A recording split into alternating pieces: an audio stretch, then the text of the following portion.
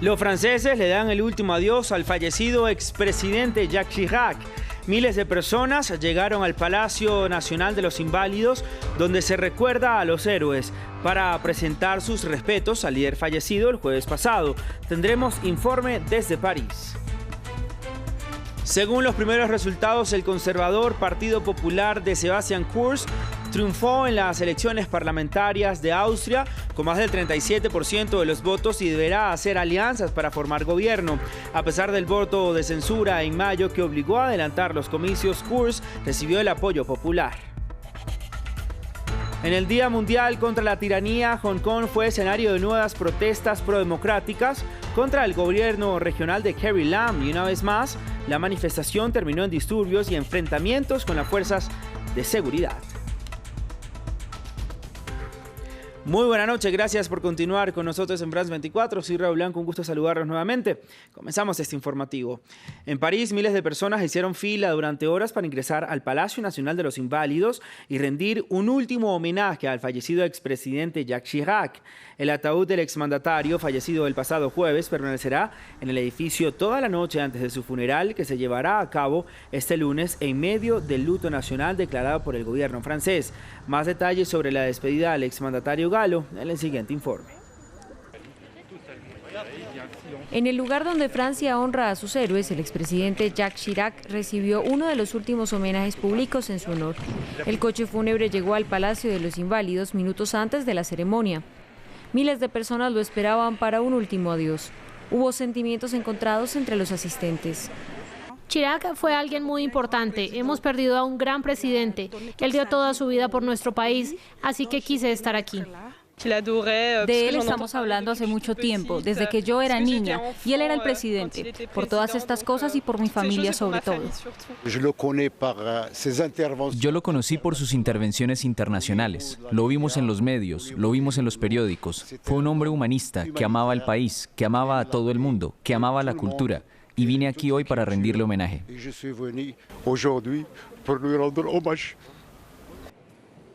Bajo la lluvia, la espera fue larga. Antes de abrir las puertas al público, se llevó a cabo una ceremonia interreligiosa. Après la joie et l'amour qui ont illuminé sa vie. Para el lunes se tiene planeado un homenaje solemne en París, al que se tiene previsto asista el actual presidente francés Emmanuel Macron, así como una treintena de jefes de Estado y de gobiernos extranjeros. Y precisamente en el Palacio Nacional de los Inválidos, donde se llevó a cabo la ceremonia de despedida del fallecido exmandatario Jacques Chirac, estuvo presente Roméo Langlois, periodista de France 24, y nos reportaba detalles sobre esta jornada de homenajes y acerca de la despedida final que tendrá lugar mañana lunes. Todo el día se desarrolló acá en el Palacio Nacional de los Inválidos, en el oeste de París, la ceremonia de homenaje popular al presidente francés, el expresidente francés Jacques Chirac. Los Inválidos, como se los conoce acá en Francia, es un monumento histórico que fue creado por el rey Luis XIV y donde está también la tumba de Napoleón. Acá se dispuso el ataúd con el cuerpo de Jacques Chirac y a pesar del clima lluvioso, todo el día miles de personas hicieron largas horas para acercarse a este ataúd y rendir un último homenaje a Jacques Chirac.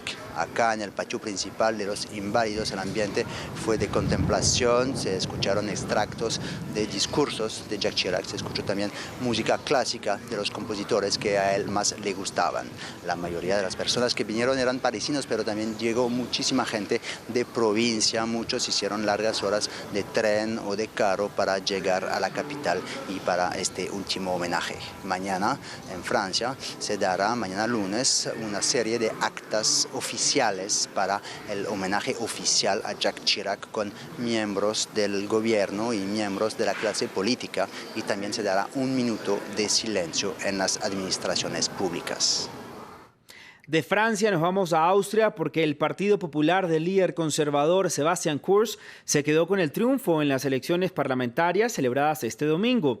Según las primeras proyecciones dadas a conocer por la televisión pública local, los populares habrían obtenido el 37.2% de los votos, mientras que el ultraderechista Partido Liberal se quedó con el 16%. De esta manera, Kurz recibe el apoyo popular a pesar de la moción de censura que en mayo llevó al colapso de su partido por un escándalo de corrupción de su vicecanciller. Ahora deberá elegir con qué partido hará alianza para formar un nuevo gobierno. Conozcamos el perfil de Kurz en el siguiente informe. Ministro y luego canciller de Austria. Con apenas 31 años, Sebastian Kurz se convirtió en 2017 en el dirigente más joven de Europa. Hijo de una docente y de un ingeniero, se formó en política con la ala juvenil del Partido Popular Austriaco. Hoy ofrece una nueva imagen a los conservadores y bate récord de popularidad entre los votantes de más de 45 años. Lo que me gusta de Kurz es que es joven e innovador, se dirige hacia la población e implementa lo que la gente necesita en política. Su rápido ascenso se frenó en mayo pasado, cuando se filtró un video en el que aparecía su vicecanciller ofreciendo favores a la supuesta sobrina de un magnate ruso. Un escándalo llamado el Ibiza Gate. El canciller tuvo que dejar el poder, pero espera recuperar las riendas tras las elecciones. Y de hecho, su base de respaldo no se erosionó. Estoy harto de los viejos políticos. Necesitamos un respiro de aire fresco y espero con todo mi corazón que volverá a gobernar. Cierre de las fronteras, endurecimiento de las condiciones de asilo. Sebastian Kurz le apuesta a las banderas de la extrema derecha. Un discurso que le ha permitido detener a la fuerza del FPÖ, sus ex aliados de gobierno.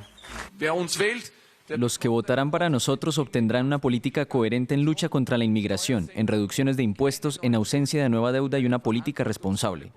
El partido de Kurz dominó estas elecciones anticipadas, con una amplia ventaja sobre su principal contrincante, los socialistas.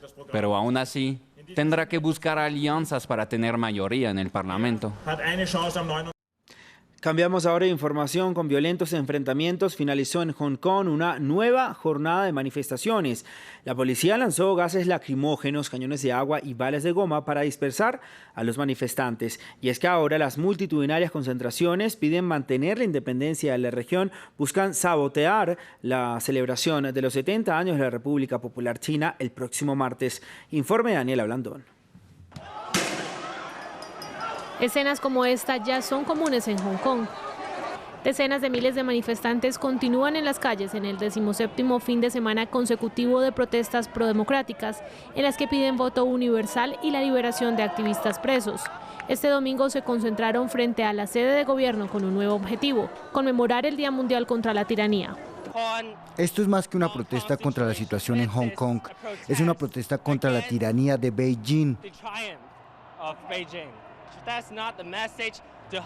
Ya no es un mensaje para el gobierno de Hong Kong, sino para el mundo, que queremos democracia y libertad ahora. Activistas vestidos de negro se enfrentaron con la policía en una de las jornadas más violentas desde que iniciaron las protestas hace casi 4 meses. A escasos kilómetros, una marcha pro-China, pacífica y menos concurrida.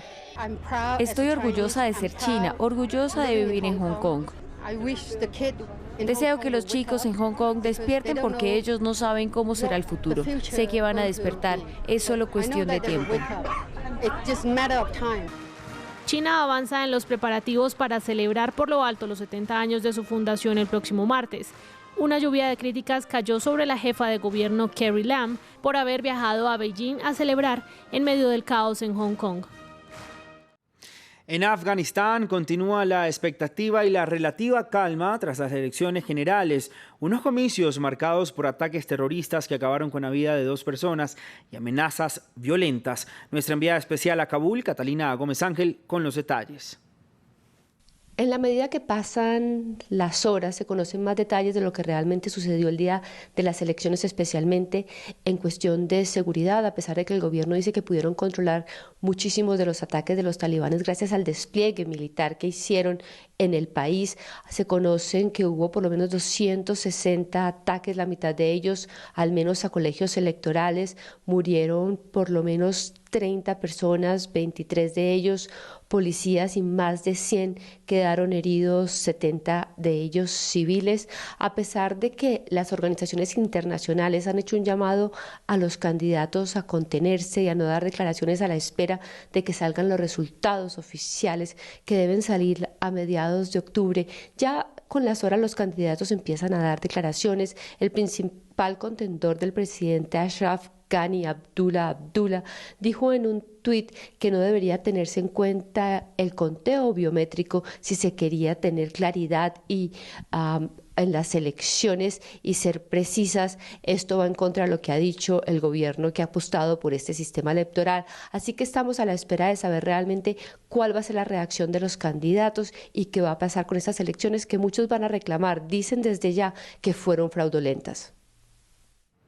Una caravana indígena se manifestó en Bolivia caminando por las tierras devastadas por el fuego para exigir que el presidente Evo Morales declare los incendios forestales como un desastre nacional.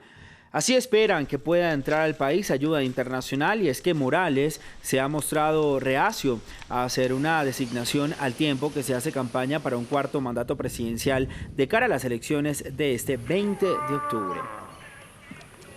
Y las pésimas condiciones en el campo de refugiados de Moria, en la isla griega de Lesbos, resultaron en protestas y un incendio que dejó una persona muerta, pero la cifra puede crecer, informa David González.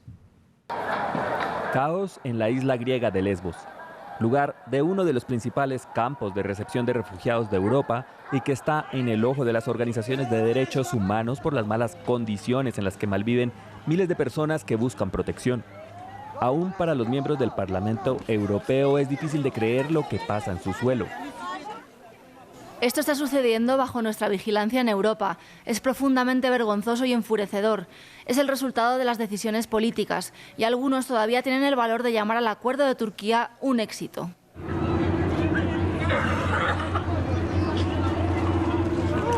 La tensión venía en alza.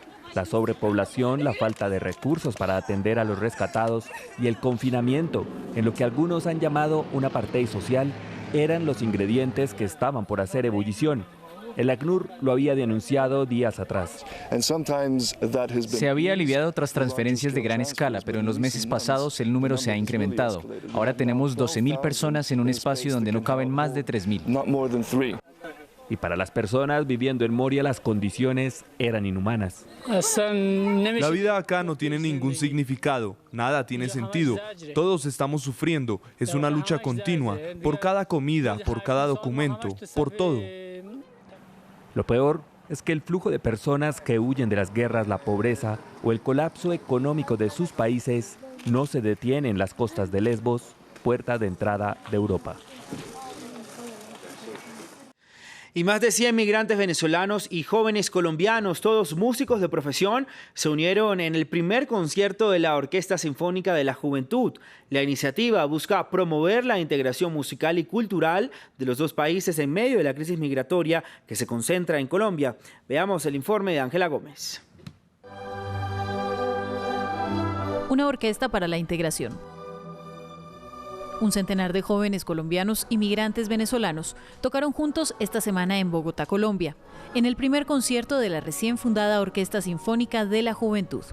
Un cambio de escenario para estos músicos y coralistas. Muchos de ellos tocan normalmente en el transporte público o en las calles bogotanas. Lo que hago en la calle lo hago precisamente porque es mi sustento diario, es mi día a día, pues porque es lo único que hago acá en Bogotá. Otros son estudiantes o trabajan como repartidores o vendedores de comida. Para los migrantes venezolanos, esta es una oportunidad de reconectarse con el oficio musical. Y para sus compañeros colombianos, que son en su mayoría estudiantes, es un chance de aprender de 13 profesores venezolanos que les comparten de forma gratuita su conocimiento. Compartir distintas culturas, pero unificarlas a nivel musical es algo maravilloso. Espero que este proyecto, y estoy seguro que este proyecto va a crecer muchísimo. La iniciativa busca dar un espacio digno para la práctica musical. Y es que las calles de la capital colombiana están desbordadas de músicos profesionales que hacen parte de los 1,4 millones de venezolanos que llegaron a la nación en los últimos años. Así es, más unión, más tolerancia y menos xenofobia. Así despedimos este informativo en France 24. Que tenga usted una muy buena noche.